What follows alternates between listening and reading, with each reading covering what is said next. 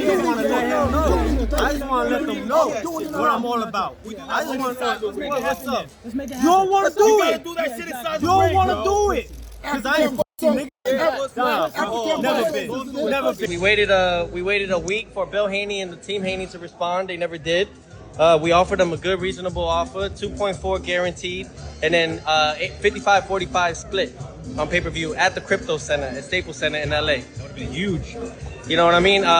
They're talking about they offered me an offer from Turkey, but I never got anything from that side, ever. If it's not in contract, if it's nothing being sent, I can't go off of that. You know, that's just word of mouth. Teofimo breaks his silence. He says that he offered Devin Haney a fight. He reveals the amount. He says he never got anything back from Bill Haney nor Devin Haney. And here we are.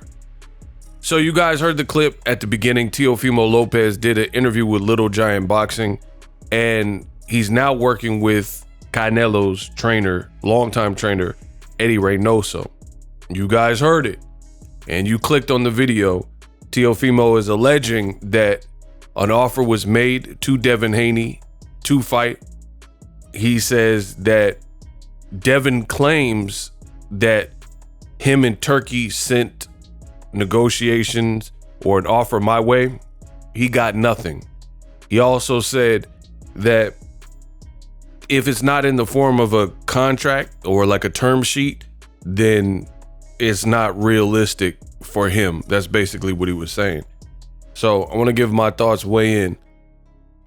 The game is getting watered down. Let me start there. Ego thoughts.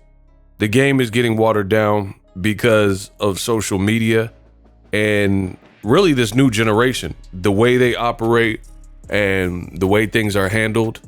I mean, I will say there's people of past generations as well, like within the media, that help to fuel what I'm talking about. Like, for example, you got a lot of premature reporting. Like nowadays, people will report a fight is done, say it's a done deal and ready to go. For example, recently, Jaron Boots Ennis versus Virgil Ortiz. You have media said that the fight was ready to go and verbally agreed. Fans get excited and start thinking about travel plans and itinerary and, oh, I can't wait to see this fight. Days later, they say the fight's kaput and the fight's not happening because they're far apart on weight. They have two different ideas of what division the fight should take place. Listen, I've already made an unpacked video. Check that on the channel. Beyond stupid. Let's just start there. Beyond stupid, because outside of money, one of the biggest issues would be if there's a weight disparity, like if the guys aren't in the same weight class, is weight. So that's one of the first things outside of finances that you should hash out. Then you can work on like the date and the venue. But if you don't agree to the most basic of principles, like weight, you don't agree that this fight, like one person wants it at cruiserweight, one person wants to fight at heavyweight, that's a major malfunction. And clearly you're not going to get a fight, as is the case with Boots and Virgil Ortiz. As of me recording the video, they haven't announced anything as far as a replacement opponent. But this is an example. I keep telling you guys, there's a lot of low quality content in boxing. Bad audio, bad visual quality. I don't even understand how you guys watch some of this stuff because it's just that low level. And then the knowledge ain't there. It's like people aren't even talking about anything. Fast forward to the future, when you're listening to Teofimo, it's the same thing where you have a lot of he said, she said.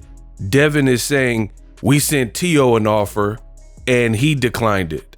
Then you have Teo saying, we sent Devin a reasonable offer, 2.4 million plus 55-45 on the splits for the pay-per-view back end, and he declined it. And then now, you know, I'm supposed to make a video weighing in with my thoughts, and my thoughts are just what I told you. I just told you who I thought I was, a god. Like, I just told you.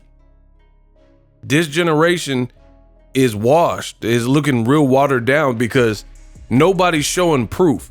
I come from a different era.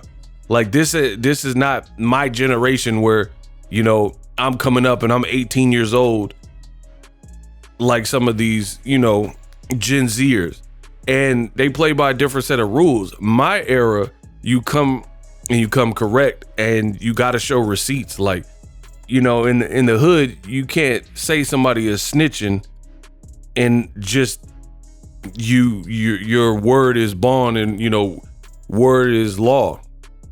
You got to show that paperwork. If you're going to accuse somebody in the hood of that, you got to show paperwork, right? And this is the thing. You have both Devin Haney and Teofimo pointing the finger in opposite directions, but nobody's really showing proof.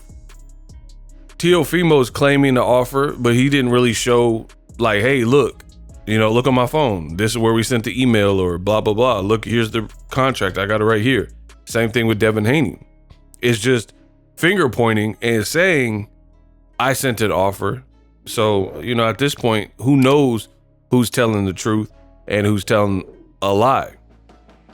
Now, if you watch my channel for any length of time, I'm the best in the business, and it's not even close.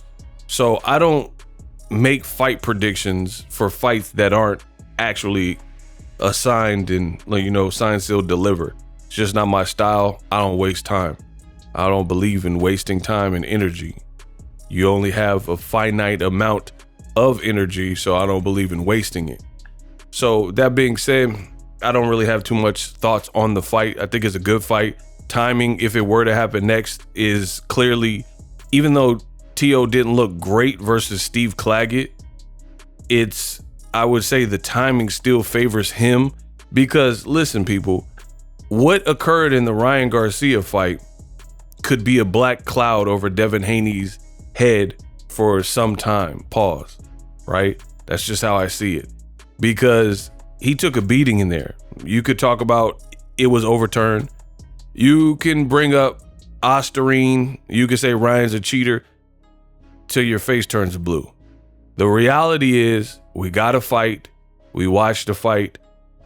What happened in the fight happened, and there's no erasing that. So you got to live with the results. Devin and his dad pushed for the fight, in my opinion, chasing Tank Davis, and they got what they were looking for.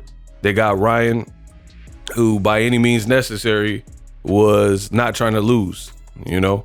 And for that reason, I think anybody remotely tough with power, you know, you can't just be, it's like regulators. You can't be any geek off the street. Regulators,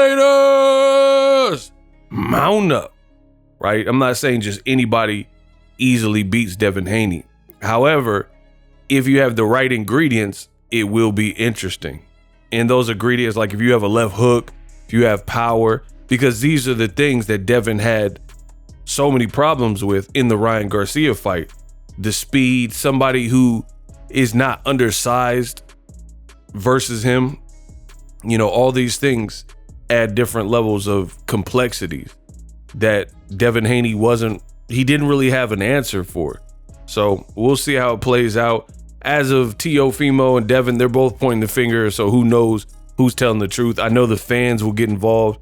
Fans will say, oh, it was this guy. And some people will say, no, it was this guy. But ultimately, what matters is we're either getting the fight or we're not. And I don't see a pathway to this fight in the near future based on what I'm hearing. Like, we haven't heard any positive developments towards this fight.